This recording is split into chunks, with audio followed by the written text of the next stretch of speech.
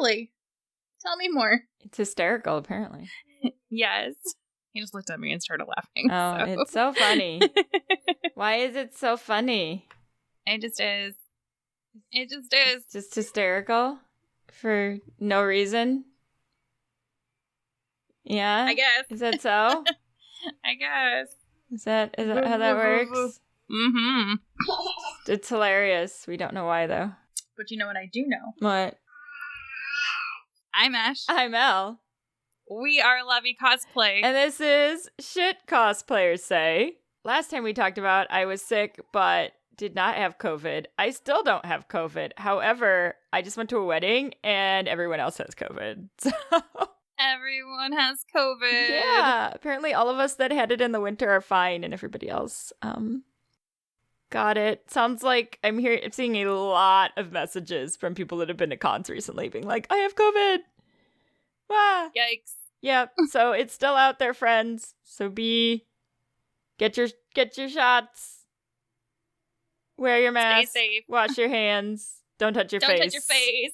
No touchy. We do have some updates for Anime Iowa, which this might actually be coming out that weekend, now that I think about it. No, it's the weekend before. Ah. I think it's the weekend before.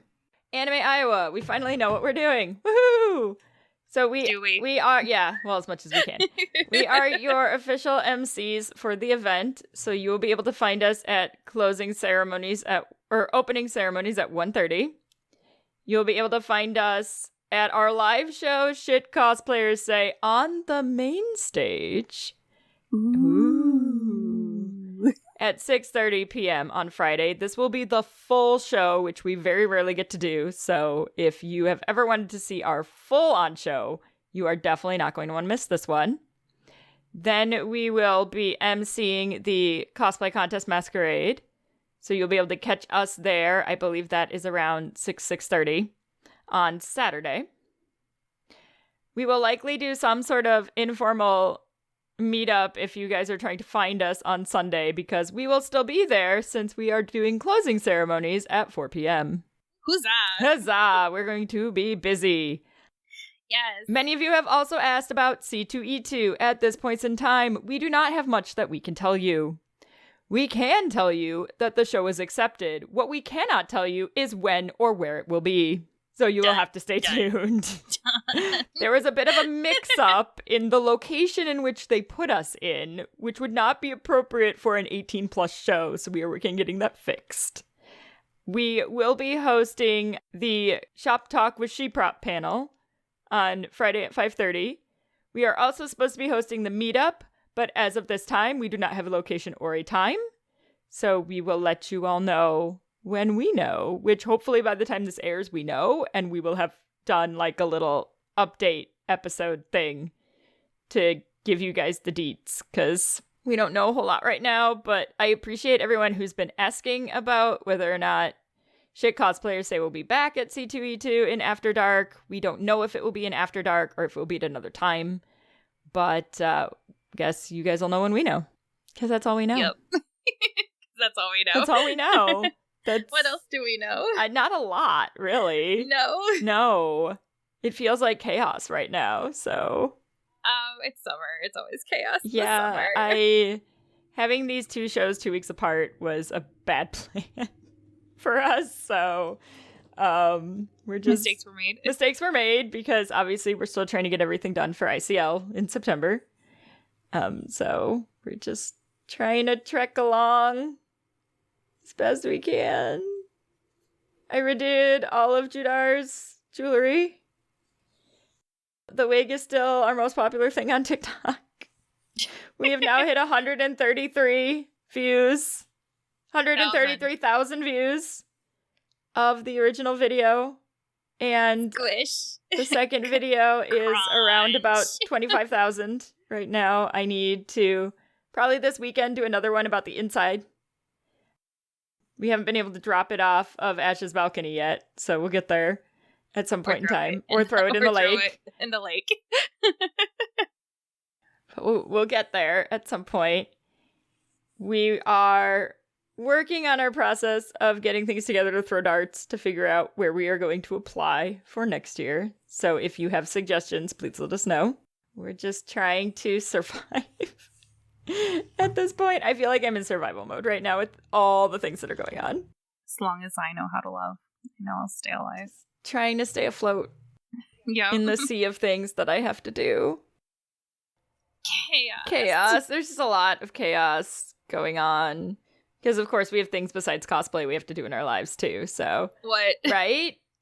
That's weird. I have a lot going on with work and the class that I'm taking, and it's just, whew. Yep. Yeah, it's a lot. We're not even crunching, but it sure feels like it right now. That's the stress level. It's like, I feel like I'm crunching. We're really not. Like, we're more prepared than we normally are for things, but I feel like I'm crunching because there's just so many things, and there's so many things I don't have control over right now. And I think that's what it is I don't have a lot of control over, like, what's going on with C2E2, so it causes me a lot of anxiety because I still don't have things that are finalized, and it's in, like, 5 weeks, and it's driving me nuts. Because that's how I felt with, like, Anime Iowa until we got everything situated, and now it's like, oh, okay, this isn't too bad. Hopefully once we get some of the bumps in the road smoothed out, that'll Then all you'll feel better. go. Hopefully by the end of this weekend, Kogyoku's new wig will be done, and I can make that go away. Because I'm mad at it. I'm mad at it. The stupid little bunny ear things that she has that stick out of her, like, hairpiece are... Floppy. So here's the thing that you forget about is, you know, when the first one I made, not thinking, like, I'm like, oh, the flex bond, it'll be great, right? And it worked, but the problem is, I really needed to glue it while it was curved. Oh, because no. then it made it too stiff. And, like, I can still bend it and everything, but I've been through, like, 3 of these already. And I'm just at the point where I'm like, I'm getting way too particular about this. And it needs to just be done. So, hopefully the configuration that I figured out for this wig so we can take it apart, so we can transport it, will work. But we won't know till I get it put together, so... I got a fun new toy, which actually is going to be a segue into what we're talking about today. I got it's like a table hoop. So it's like a stand that you set on top of a table for like an embroidery hoop. And I'm like, this is amazing. And I need it. Because you have a lot of flower appliques to sew to sleeves, so... All the things. Yeah. So yeah, but it's my shiny new thing. But speaking of shiny new things, today we're going to talk about a concept that we see a lot pop up on social media, which is keeping up with the Joneses. So a lot of our listeners may not know that term because it is very old. It is. So for those of you that are unaware, you're probably going to get some, I relate to that vibes, but Wikipedia defines keeping up with the Joneses as an idiom referring to the comparison of one's neighbor as a benchmark for social class or the accumulation of material goods. To fail to keep up with the Joneses is perceived as demonstrating socioeconomic or cultural inferiority. The phrase originated from a comic strip of the same name, which ran from 1913 through 1940, in which it depicts the McGinis family who are struggling to keep up with their neighbors, the Joneses. So, history lesson. History instead of science. I know history is not quite as fun as science, but or math. Math is not fun. True. What are you talking about? That's not true. No. I really actually do enjoy history. So after World War II, consumer spending in the U.S. Was tied to the American dream. So a lot of people are familiar with the concept, or at least the phrase. But it was considered patriotic to consume more, newer, better, as it helped with economic recovery during the war efforts. So this led to consumerism, which is a social and economic order which encourages the acquisition of goods and services in ever-increasing amounts, which I feel like most people have experienced at some point in their lives, or at least been able to identify it around themselves. I can think of specific people like in my social circle and family circle that definitely do this more so than others.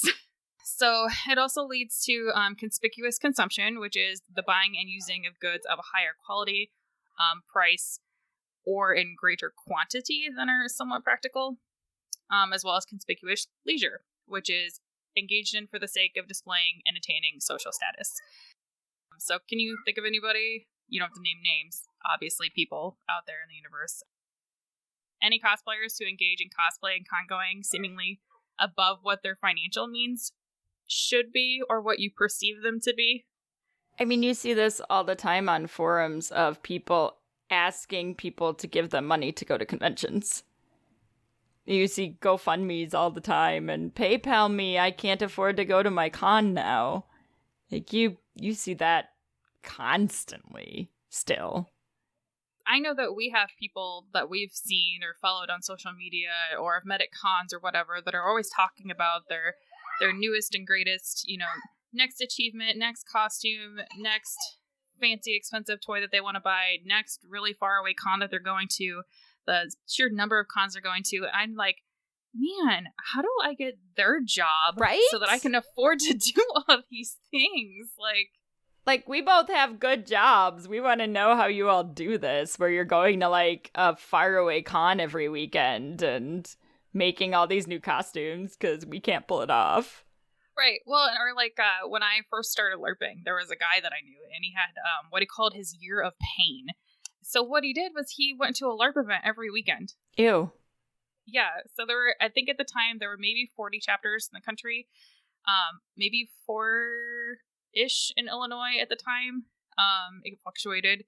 So he would go every weekend. And if there was one locally, he would go locally. But if there wasn't one, he traveled to go to these LARP events every weekend for an entire year. And I was like, how do I adult like that? Because I was just I wasn't a kid, but I was like new to it. And, like still in college, freshy fresh, like adult out of high school. And I'm just like, how do I do that? Because that looks like fun. I don't know if I want to adult like that. I could not. Could you imagine going to a con every weekend? As somebody that has worked the con circuit, like from the vendor side before, yes. And it's very exhausting. Like, I can't. We at one point averaged like one a month, and I can't imagine doing more than that ever. I think we did 15 or 16 one year, and that was too many. It was way too many. And those weren't even excessive travel. Like, no. I can't imagine. Like, I mean, I guess the difference would be between it being your hobby and your job, but that's a whole nother episode. Absolutely. To whether or not it makes sense to be at a con every weekend. Right. But it is an expectation that you start. It's a good example of like an expectation that some cosplayers may perceive as part of that status because you're seeing these bigger name people at conventions constantly or new costumes constantly, and you're like, oh my gosh, am I not doing what I need to be doing? Am I really a cosplayer? Is this like, am I doing this wrong? Which brings up my next comment that I was going to make, the next term I was going to define, which is status anxiety. It's a concept by British philosopher and author Alan de Botton, which focuses on anxiety about what other people think of us, about whether we are judged as a success or a failure. So he's written books and done tons of like videos and audio stuff on the topic, and the look on your face is priceless. So when I read this, I went, I hate it because this is so mean. You're like, I'm in this photo and I hate it. I'm in this photo and I don't like it. I'm in this photo and I don't like it. Because it's not something that I do on purpose, but I totally have it. It's there. But like, well, I would argue that most people do not have anxiety on purpose. Well, right. But like, I mean, I know I have social anxiety, which people would be like, Al has social anxiety. You should see what happens after I do a show. I crash. Ash can confirm. I'm done. Like, can confirm. I get very nervous in social situations because I'm not good in them. I was bullied a lot as a kid for my lack of understanding of social situations. So I also get nervous about whether or not I'm like doing what I'm supposed to be doing. And it sounds a lot like that. That kind of like, are we doing what we're supposed to be doing? Is what we're doing enough? Like, should we be doing something else? Yeah, that happens. You kind of brought this up a little bit. So the expectations. I mean, a wide variety of, new fancy equipment for which to create costumes, CNCs and 3D printers and embroidery machines and Cricuts and silhouettes, and I mean, the list goes on and on and on and on. There's always a new gadget that's out there. To go with those, typically there's some sort of fancy software that you have to learn. So you have to have that working knowledge of the fancy equipment and the complementary computer software, so that you can actually make these, custom designs that you need for the cosplay, because obviously most of these companies are not going to have exactly what you're looking for if you're going for any sort of accuracy. Along with it, the latest and greatest specialty materials from all of the big brands. You see a lot of sponsored posts from cosplay influencers that talk about their fancy equipment or their, fancy new EVA foams or these luxury fabrics that they got from so-and-so. There's definitely, anxiety for people that are like, man, I gotta go to the craft store, or I gotta go to Home Depot. Is my stuff not going to be as good as these other people's because I don't have, this fancy HD foam to go along with our software? We might think we need a working knowledge of graphic art and graphic design so that we can vector images to utilize in those particular programs. Formatting, impressive, easy to follow tutorials and patterns for the masses so we can sell it, along with all the types of expensive software that these are known for. Because if you're trying to make stuff for Photoshop is not cheap. I mean, even if you do the subscription service, if you don't have another reason to have it other than just making cosplay tutorials, Photoshop's not cheap.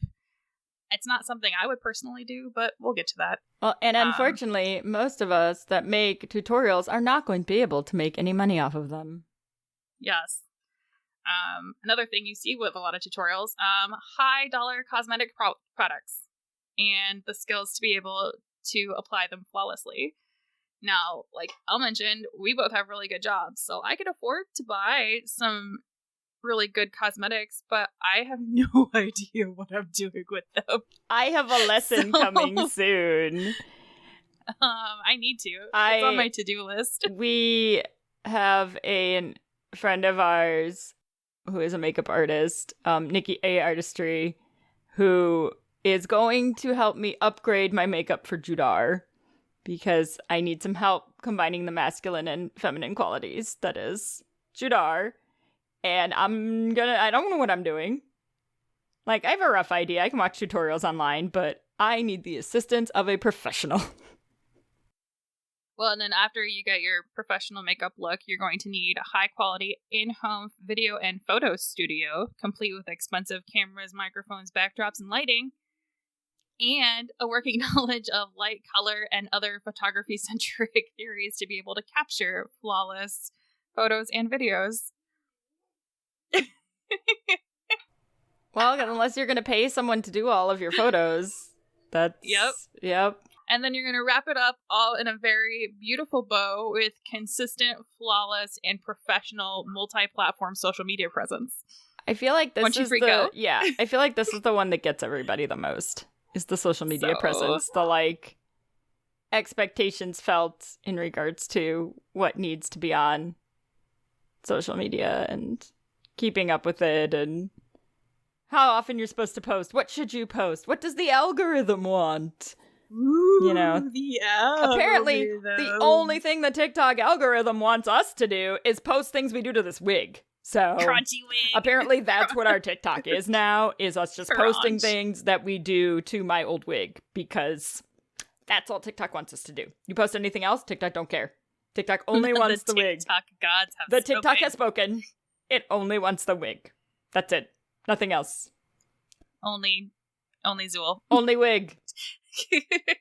Just wants the wig. Nothing else.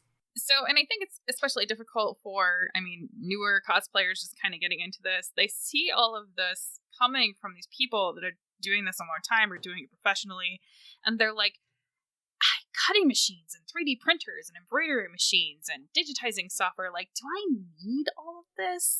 Well, and one of the really hard parts, too, to note is some of the people that do have all these things that are doing it professionally have actually not been doing it that long, because these things are still relatively new to cosplay. Yes. So a lot of, professional cosplayers, it's been within the last 5 years. They haven't been doing this since 1999 like us. So it also makes it look like, oh, well, they got that far in 5 years. Like, what am I doing, you know? And again, it has to do a lot with socioeconomic status and access and, you know, all of that. But I feel like that elevates that the equipment insanity, essentially, that you see. Well, and I think the access is something, like, really important to remember. And like you had mentioned, like, none of this is super new as far as, like, the technology goes. So, like, embroidery machines, the patent for the first embroidery machine came out in 1804. Cutting machines, like, in their simplest form, have been around for over a century at this point. Even, you know, 3D printing, like, in the 1980s, had started to be a thing. So, but cosplay, and just like anything else in the DIY world, has become, you know, more accessible, more modernized, more affordable, and more user-friendly over time. So, you know, you got cosplay and other DIY hobbies becoming more mainstream with books now. Speaking of which, I got my Casey Renee book. I'm so excited. So you've got, you know, books that you can buy at, you know, a regular bookstore, not even just a crafting store. You've got podcasts about cosplay. You've got TV shows about cosplay. You've got, you know, cosplay showing up in the background on other TV shows. Like, I've seen characters go to conventions and, you know, interact with cosplayers in movies and television now. So, like, that didn't used to be a thing, but cosplay has turned into this, like, multi-billion-dollar industry, along with all this crafting equipment that you see branded specifically now for cosplayers. Like, when we started cosplaying, you would never have dreamt to have seen, you know, patterns specifically labeled at the fabric store for cosplay. And now, you know, McCall's has its own cosplay pattern line. Back in my day, I had to take the VHS and pause it and try to draw pictures of the character on the screen and wait 15 minutes to an hour for an image to load on the computer through AOL.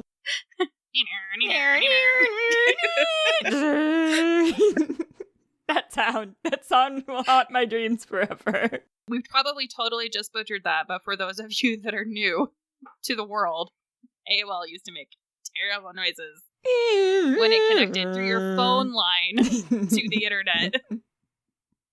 And you could not talk on the phone and use the internet. Be on the computer at the same time. That was not a thing. That's right. But if I wanted to have a sewing pattern for my cosplay, I had to go and sit at the desk in the Joann Fabrics that was at the shopping center around the street from where my parents lived and flip through the books one page at a time until I found something that was close enough. I feel like the kids these days are not going to believe any of that. We're going to have to do an episode about what we used to have. Oh. Yep. I used to have to drive 2 hours just to get a wig. It's a good time. Yep. If you could even get a wig. If you could get a wig. Yeah. Back in my day. There is a concept I want to kind of touch base on that we have actually covered in another episode. It's Ash's favorite thing. I love talking about this because it's so relevant, and, you know, we talked about it in college, and it's so true, and it helps me keep a lot of things in perspective, like in life in general, and I think that helps. So it's called the Project Management Triangle, and every project you do, regardless if it's cosplay or not, is going to be a combination of 3 factors. Some people call them different things, but we'll just use the basic terminology that I learned it under, which are cost, time, and scope. So season 1, episode 21, Better Together. It's our group project episode. You can get some more information there. But so scope is going to be like your quality. You know, do you want to wear a costume? Does it need to fit perfectly? Are you going to use high quality materials? Do you need it to be screen accurate? Do you want to take this over the top crazy with LEDs and weathering and lots of paint and embellishments and rhinestones forever? That's going to be your scope. Time is kind of self-explanatory. So this is your time before your project is finished. So this could be time you actually spend working on it, time you've done researching on it, shipping times, because everybody knows like supply chain issues have been a thing during the pandemic. They've gotten a lot better, but especially at the beginning of the pandemic, supply chain issues were terrible, and you had to wait forever for anything in the mail. And then cost, all about the dollars. So the basic premise of the triangle is you can pick 2 out of 3. So if I want something cheap and fast, I can order it off of Amazon, like I did for Demon Slayer. It might not fit perfectly or be exactly the same specifications that I would have preferred, but I don't have to make it. I could order something super fabulous and custom made from a commissioner who's willing to crunch something for me, but I'm going to end up paying a lot more. They're going to charge me rush fees, as they should. You know, overtime labor is expensive, and expedited shipping costs cost a lot more than standard shipping costs. If I had to make something, you know, I'd have to take my time to do, you know, shopping sales for materials, you know, doing mock-ups for a perfect fit. If I wanted a ton of embellishments, I'd have to take the time to do that, but it's going to take a lot longer than the other 2 options. So the key to the project management triangle is finding a balance that you find acceptable for you in terms of what you can get as your final product with the cost and the time that you have or are willing to put into it.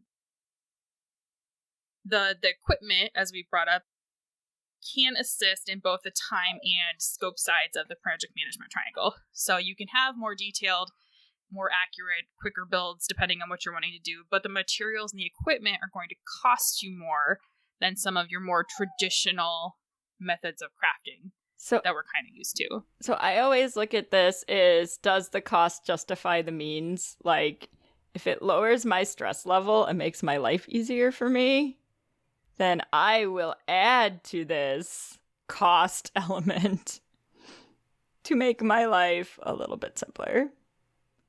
Well, and I do think that there's a balance, and I know that I've been guilty of this, and I've seen other cosplayers be guilty of this too. We see a lot of people buying these, and then have it turn out to be kind of a waste of money in the end. So, like, you're always wanting to move on to your next best thing. You know, we're going to grow bored with whatever, you know, easy fix that we had.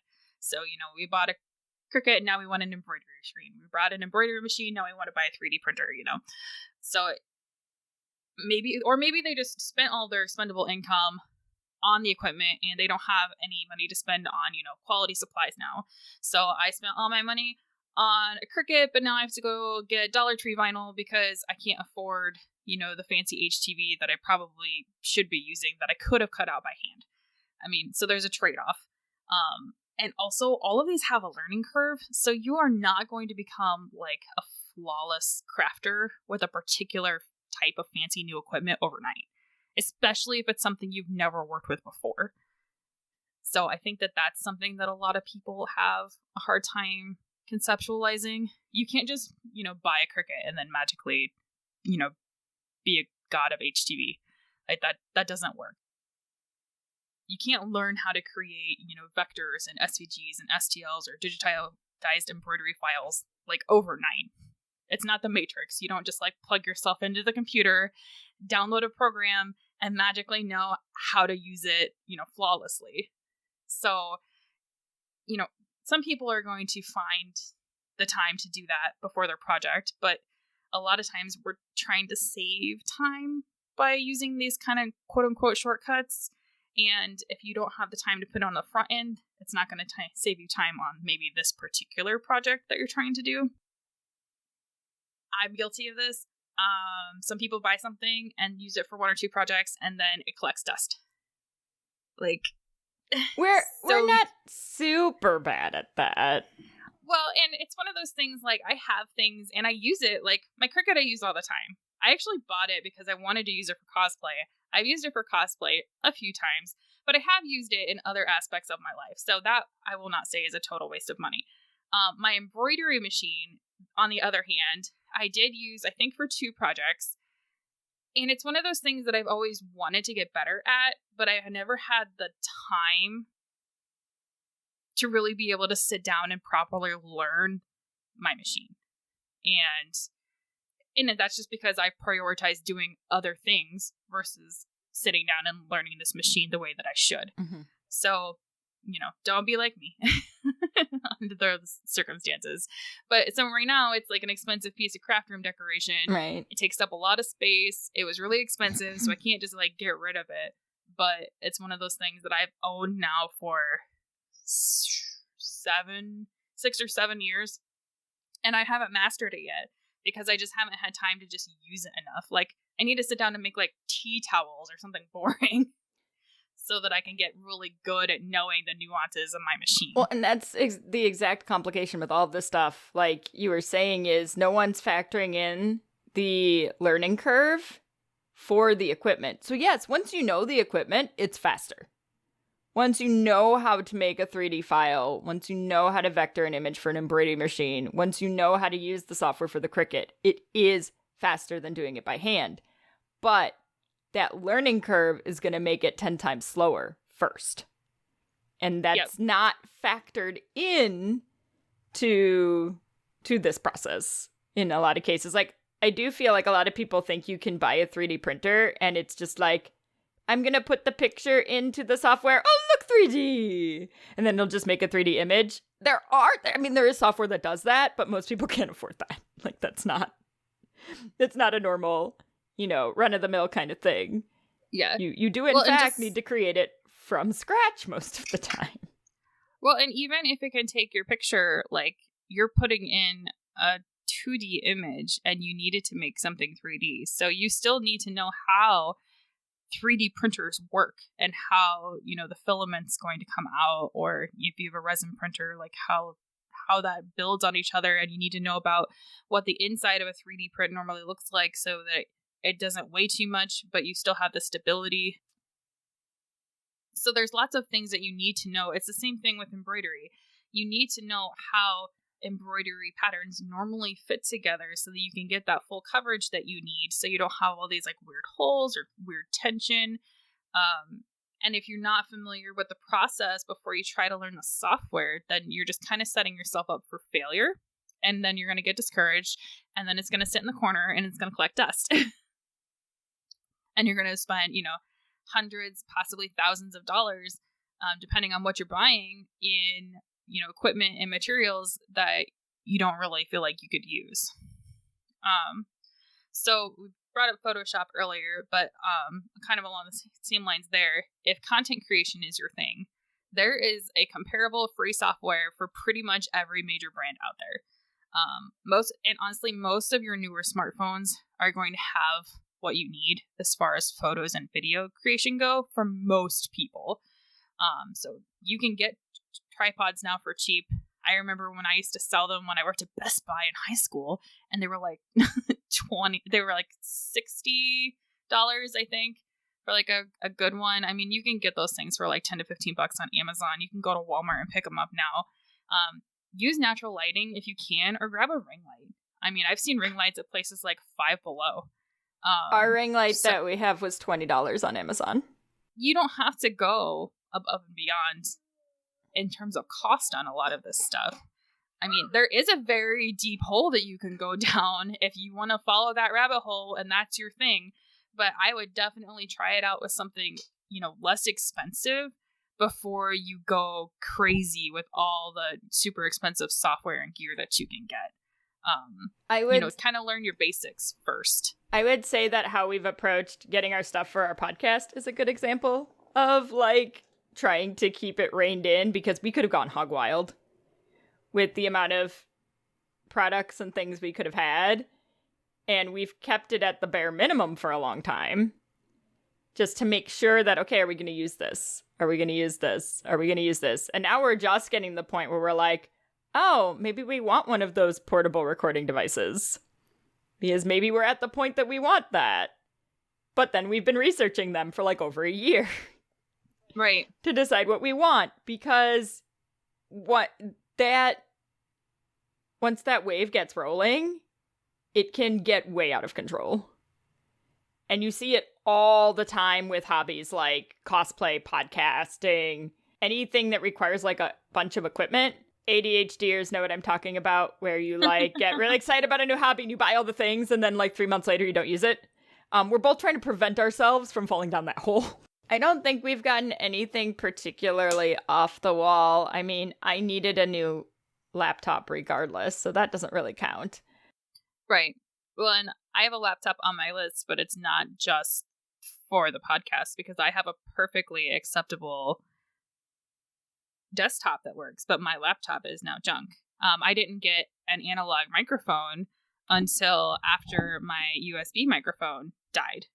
So, well, and I'm still on my original Yeti, but at some point I'm going to transition to the analog. But now that cons are back, we'd like to possibly get one of those podcaster, portable recording devices so we can more easily record in the hotel room or on the con floor as opposed to having to do everything through Zoom all the time. Yeah. But we're in year 3, and we're just deciding now that we might want to spend, between $250 to $400, depending on what they come with, on one of these recording devices that we're probably going to use a lot. So you're like, cost per use is probably going to be pretty, low in the grand scheme of things because this item should last a long time. And we've made it this far. It's not like this is going to end anytime soon. Right. But we probably err on the side of extreme caution when it comes to equipment because in our younger years, we played this game where you bought things and then didn't use it. I think we've gotten better. We have. Well, just like everything else, we've gotten better. We probably need to use the Cricut a little bit more, but we just haven't had a project that utilized it well yet. Like I said, I use it for non-cosplay stuff. Several times a year I'll pull it out and use it, and I would actually like to use it more. I just haven't found a way that I want to store all my supplies for it yet. So you need the to-do list. You need the tower, the wheel that holds all the vinyl.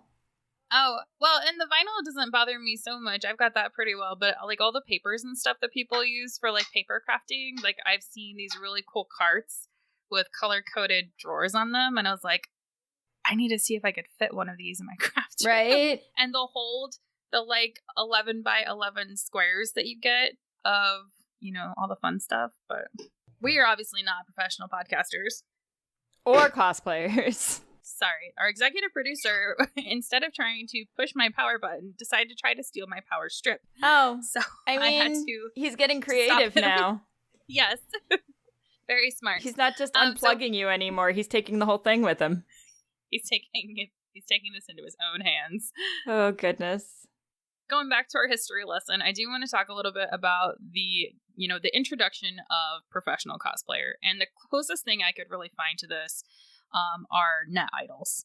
So net idols emerged out of Japan in the 1990s. So this is going to be way before your big name socials even existed. And they all had their own websites and blogs on the internet. So as the internet became more accessible to the public, of course, people being the way that they are, they're like, oh, look at this cute little Japanese girl in this little maid outfit. As you do, apparently. So revenue streams did vary, but typically they got paid in a combination of appearance fees, travel stipends, prints. So either digital or, printed photos, merchandise, and product endorsements. Sounds super familiar. Mm-hmm. So apparently this has been going on for 30 years at this point. I remember distinctively the first one that I remember being a cosplayer specifically was Francesca Danny. Do you remember her? I don't. Okay.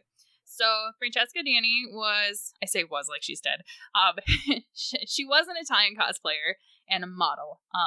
She does no longer cosplay, so she's not dead as far as I know. But she was a cosplayer and a model who started cosplaying back in 98. And as a businesswoman, she was totally ahead of her time. So she started her own website in 2001, and by 2002 had her own pay-to-play website, which featured short videos and photographs of her in suggestive outfits and poses. So, sound familiar? I would like to think so, because tons and tons of cosplayers are going kind of that Patreon kind of used to let you do it, but that OF route. It's the OF route, yeah. It's the OF route. So this was her doing this 20 years ago.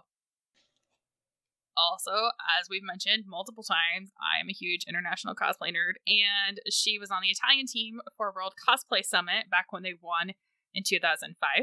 And I think we've mentioned it before, but Elle and I used to wear Lolita frequently, not as frequently anymore, but she was a spokesmodel for the Bodyland brand at one point in time also. So, fun facts. Now I believe she is a photographer, and she does that with her time instead. So if you want to see some fun photos she's taking, I think she did a lot of like Chernobyl. Randomness.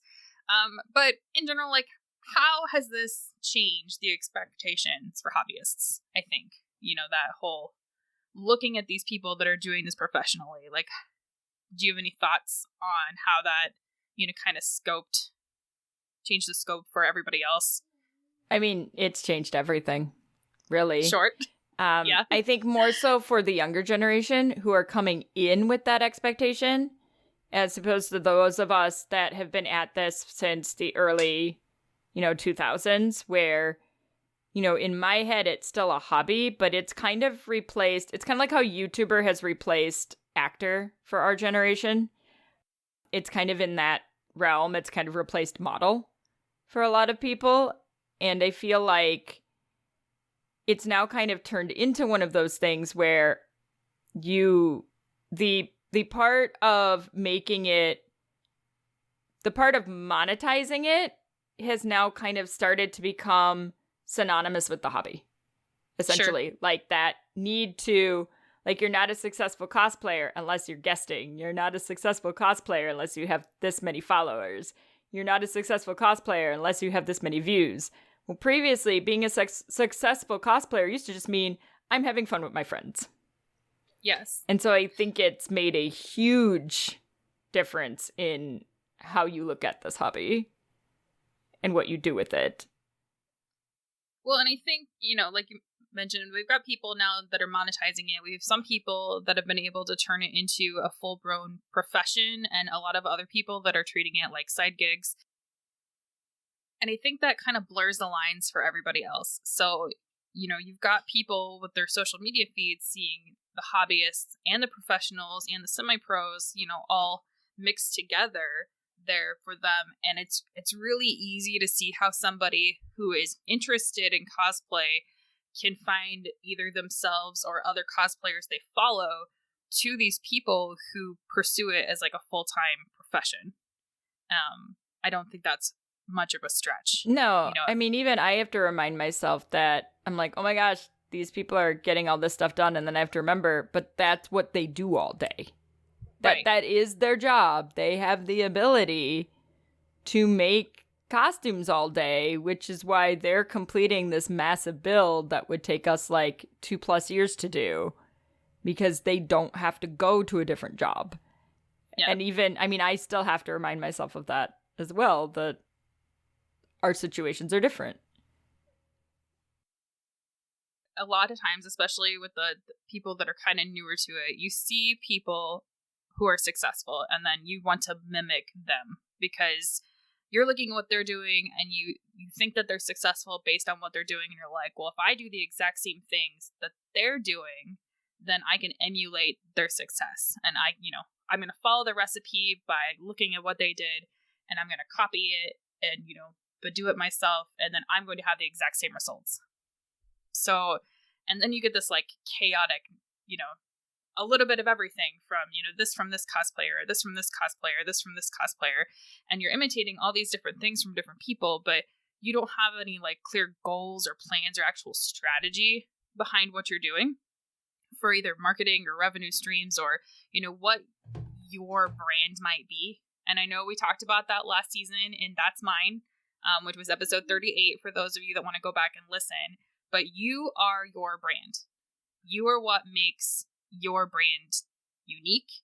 You are what makes your cosplay unique, your content unique. You are the factor there. Like, there's a ton of people that cosplay as Shinobu. That just happens to be, what I bought before we went to Anime St. Louis. Lots of people cosplay it. Lots of people probably bought the same costume. But my cosplay of Shinobu is different than other people's cosplays of Shinobu because they are not me and I am not them. And I think that's really important for people to remember. On the flip side of that, if somebody were to try to copy, you know, something that you did, that you were successful with, they are not you. So they cannot, you know, get exactly the same thing out of it that you did. I mean, they say that imitation is the strongest form of flattery, but like, you are what makes your cosplay special and you are what makes your brand special. So don't worry about the rest of it. Like you said, we don't do this full time. We have other jobs that we do. We don't have all day to sit and make costumes.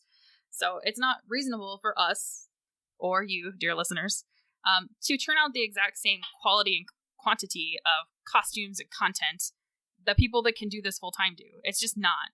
Like, everybody has the same 24 hours in the day.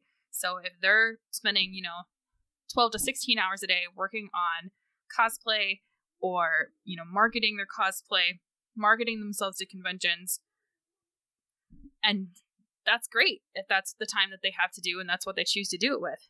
But, if I have to go to work for 9 hours a day, or if Elle has to drive 2 hours a day on top of work, there's not that many hours in the day left to be able to spend 12 to 16 hours also working on cosplay.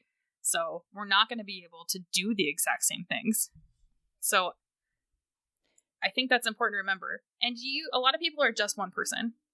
And I don't think that people understand that some of these people that you're idolizing on the internet have support staff behind them, whether it's just somebody that helps them with their social media posts or somebody that films for them so they don't have to use a tripod, somebody that they can use as a sounding board. Some of them have full-blown studios that they work with. Like, the first one I think of is Maul. Yes, he's got a whole crew. I love watching Ben's stuff because I think he can do anything, and I will watch it. Yes. Well, and Maha's makeup skills are amazing. So, but he doesn't do it by himself. There's a full studio of people that are utilized to create the set pieces, put it together, do the photography. Like, it's not just him. I mean, even if you look at people like Camly doesn't do it all by herself. Her husband helps. Benny helps. He does painting and foam work and, assists with other things. So most of these people are not doing this as a one-man show. And that does not mean go bully your spouses or significant others into doing this hobby with you. But just be kind to yourself. Please remember that, you are one person.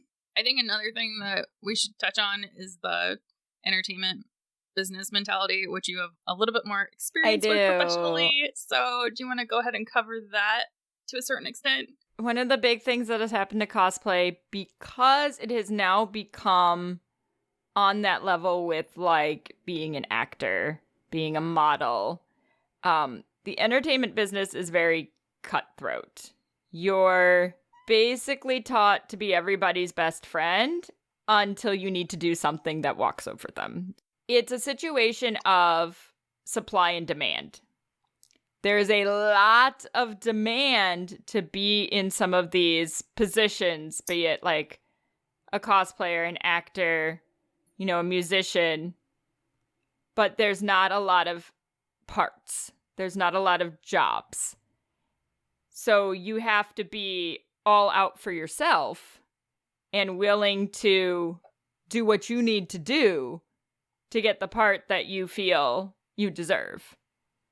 Which is where you're going to see a lot of people who are trying to push somebody else out of the way, trying to say, they may say things that aren't correct about someone else. They may be feeling like other cosplayers are a threat to them because the amount of opportunity is significantly lower than the amount of people that want said opportunity. So it's kind of a race to the finish line. Well, and as you're going through that, I can think of people and experiences that we've had that have definitely kind of shown that. Even if we're not even necessarily marketing the same skills I've definitely seen that pop up. It creates a very toxic environment because you don't know who's being your friend to be your friend and who's being your friend because they think you can help them climb the ladder. Because that is how the entertainment business works. I used to be a talent agent's assistant, and I can tell you right now that's exactly how this works. You are best friends forever with everyone until you're not. Because either they are no longer a benefit to you, you have used them for what you need, or you need to step over them to get what you want. And unfortunately, that has carried over into the cosplay community. Yeah. Quite heavily. And that feeds into the more excessive social and peer pressure that you also see in the cosplay community. Well, and I think you see, like, the social and peer pressure pretty much in any group. Yes. It does get fairly toxic at times. It's like there's an extra element of social media to it, though, that I think makes it worse than some other groups. Because that social peer pressure. So it's one thing when your social and peer pressure comes from like a localized community, but when you have something like cosplay where a lot of that social and peer pressure is very heavily dependent upon social media numbers, now it's this massive amount of people that are involved. And so that pressure is almost harder to escape because you can't go from one community to another. It's one gigantic thing that you're trying to deal with. Yeah. Well, and I think a lot of people are going to be looking at, and, you know, social media is no exception. They're going to be looking at these communities, whether in person or online, and they're going to look at what they perceive as expected, and which might not even be the actual expectation, but people want to fit in. I mean, fitting in feels good. Scientific studies have been done on it time and time again. Like, people have changed their brain chemistry into, you know, believing, you know, something that was false was true because everybody else around them said it. Because fitting in feels better than being the odd man out, even if you're right. And yeah, social media is definitely no exception to that. So if I think that the internet wants me to do all of these things and I care because it feels good, you know, to fit into that mold that is there, then I'm going to, you know, feel that pressure to be able to conform. And yeah, it's changed a lot. I mean, a good example is like, would I be messing with all these things with the wig if we hadn't gotten 133,000 downloads on a video? Nope. Probably not, honestly. Like, I probably would do a video about, like, the inside and what it looks like on the inside, but we wouldn't be doing all of these test it videos, but we got the response that you're looking for. And for us, it's more of a marketing standpoint. We look at it and go, okay, that's a good way to get information about us and the podcast out there. This is apparently what this algorithm wants, so we're going to give it to us. It is entertaining to us. So yes, it's not like it's something where I'm like, I don't want to do that. Like, it's like, no, it's actually entertaining to us. But would I be as motivated to continue to test the wig if the TikTok algorithm hadn't agreed with it? Probably not. We probably would have just done it at some point in time, maybe. Or we would have done it and not filmed it. We would have just done it for the fun of it because we're like, haha, look at crunches. Well, and it was, like I had mentioned in the previous episode, it was, oh, that's entertaining. We should just record this because it's funny and I want to send it to some people. And then it blew up on TikTok. It exploded. But I wouldn't be as motivated without that peer feedback because it's like, oh, my peers really think this is funny. We're a comedy podcast. We should keep doing this. Yep. But like, without social media, that ring would not have been that big. I mean, I would have sent it to some of my friends and that would have been about it. So another thing I think we should touch on, and you kind of mentioned this when we were talking about, you brought up the modeling industry and how cosplay and, you know, has ties now to, you know, the fashion and modeling industry. So cosplay as fast fashion. I know we've thrown around this term a couple times before. So for those of you that are unaware, I was a fashion major. And now I do something completely unrelated, but that's okay. So what is fast fashion? So what it is, it's a cycle of ever-changing, very quickly changing trends. Quick production, quick sales, quick delivery, quick use, back to changing trends again. So fast, fast, fast, fast, fast, fast, fast. Clothing items are made quickly and cheaply to be able to maximize potential profits, and it begins selling them as soon as possible, as soon as the trends are identified, because by the end of the season, it's going to be out of trend now. So it's not important anymore. So we want to make it as cheaply and quickly as possible. Everybody likes to complain when things are made from outside the country, or they're, made in sweatshops, all these ethical dilemmas behind that kind of stuff. At the same time, people don't want to pay a lot for anything because they want to be able to buy it very quickly so that they can also move on to the next thing when it's no longer interesting to the rest of the world and no longer on trend. So it used to be that if you wanted to cosplay as a very specific character, you had to have it custom made. You either had to acquire the materials and make it yourself, or have somebody make it for you. Otherwise, it just didn't exist. You couldn't just go buy cosplay. It wasn't a thing. So the popularity of movies and anime and video games and digital media made gathering references quicker and more complete for DIY cosplayers in the early to mid 2000s. I'll mention how we used to have to take your VHS tapes and press pause, and then if you were lucky enough to own a okay quality digital camera back in the time, maybe 1 or 2 whole megapixels, you could take a picture of it, which would still look terrible because you're pointing it at one of those old round screen big TVs, or you had to sketch it. You got your markers, your color pencils, your crayons out, and did a color sketch the best that you could to see, hey, this is what this garment actually looks like, so that you had something to follow. Now, you can just buy mass-produced costumes of characters almost immediately as soon as promotional materials exist. Somebody's working on either a pre-order or have already made it. Most Genshin characters are available way before they come out in the game at this point. As soon as those reference images, hit the internet, you've got stuff going. It's the same thing, though. You see a lot of DIY cosplayers doing this with, movie stills or set scenes. Everyone's like, oh, I got these great new pictures of, Lady Thor's new outfit. I was just going to say, I can't believe how many cosplayers had Lady Thor costumes completed before the movie came out. Yes. There's so many of them. Sorry. The Mighty Thor. Oh, I do believe the Mighty Thor. I do believe it's her technique. I like that better. Jane Thor. We'll call her Jane Thor. But yeah, so Jane as Thor. Tons and tons of cosplays already exist. Well, it was the same way with WandaVision.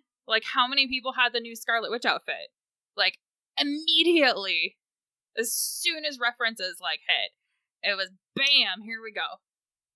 So some of those people might have gone and done touch-ups later after they got, a full set of references, or the media actually came out so they could see the differences. A lot of them, I'm betting, didn't. And they're like, this is great. I love it the way it is. So good for you. Well, they want to be first. That's the point, is being first.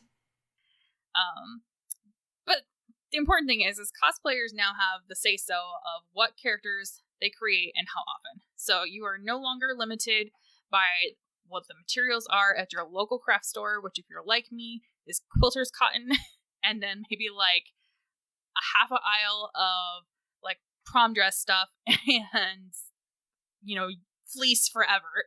That's what's available at my local craft store. You're no longer limited by your crafting weekend, you're no longer limited by your crafting ability, or how many weekends you have available before the con. If you want to cosplay the new popular character at the movie release for your local theater, you probably have that option just by going on the internet. So the downside, though, or one downside of the fastness, is that, you've got those quick trends that come in, but they leave just as quickly.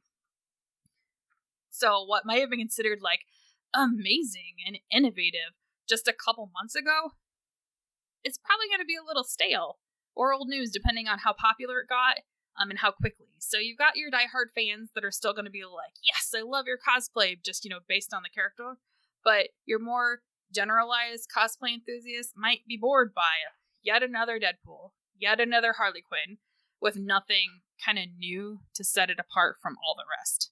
And I mentioned the ethical stuff with the fast fashion, but there's environmental issues as well. So you've got ethical and environmental considerations for fast fashion. Synthetic fibers are not biodegradable, and worker exploitation is a really big issue in a lot of countries. So just keep that in mind when you're buying your mass-produced items.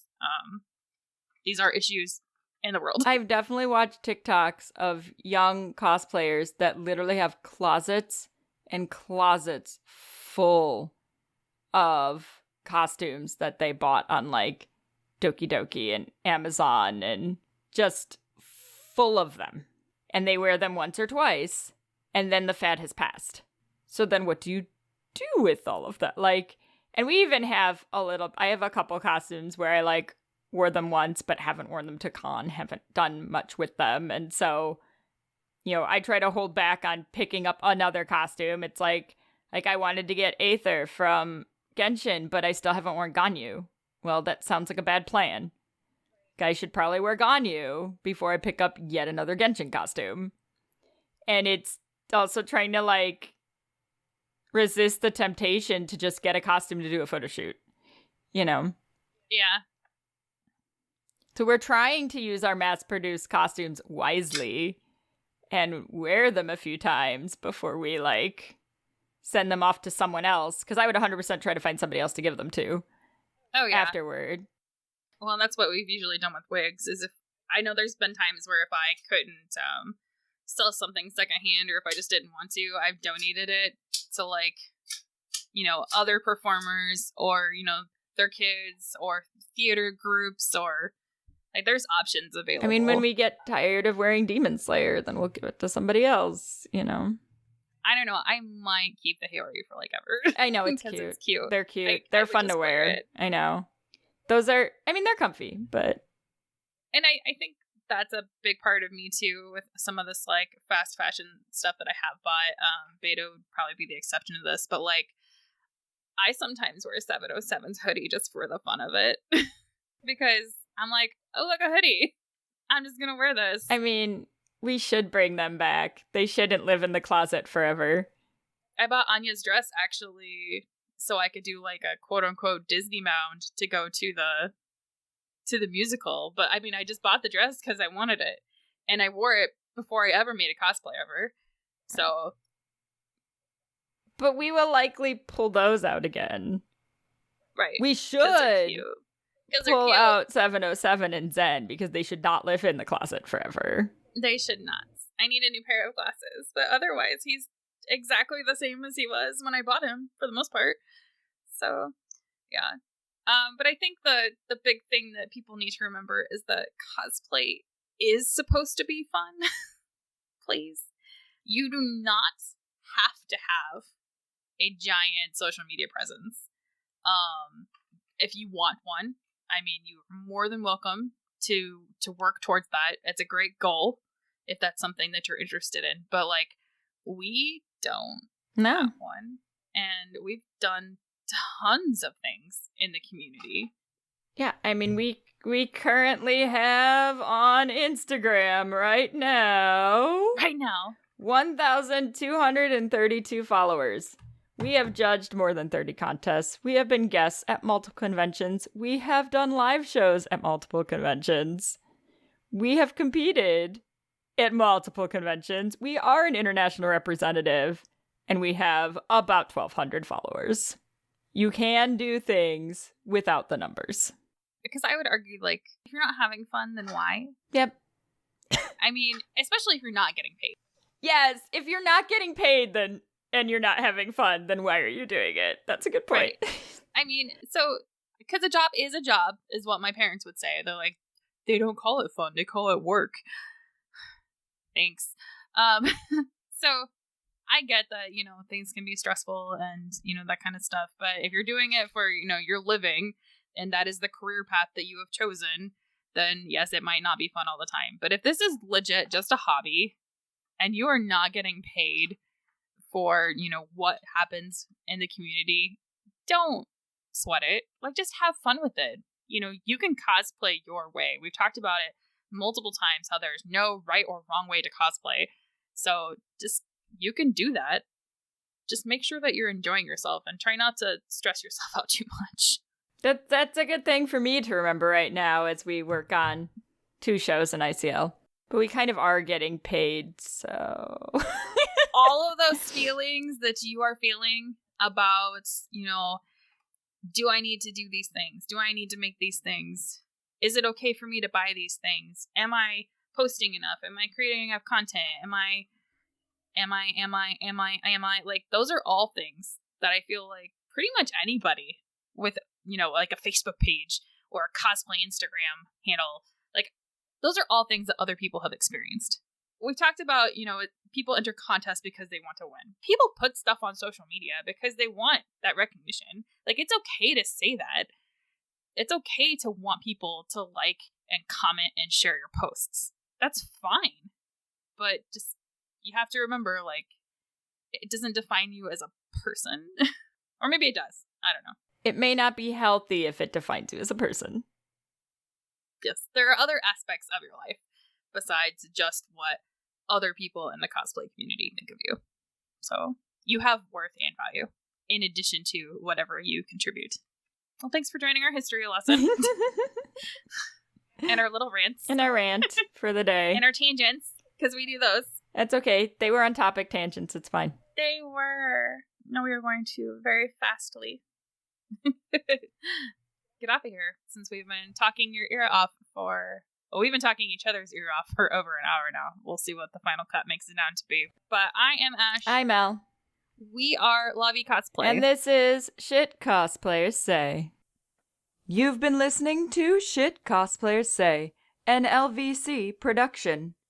You can find us on Facebook, Instagram, and Twitter at Podcast SCS. Our website is lavicosplay.com. Have a fun, crazy con or cosplay-related story, absurd cosplay question, or just something in general to share with us? Email us at podcastscs@gmail.com. Thank you for listening, and remember, just because you can doesn't mean you should.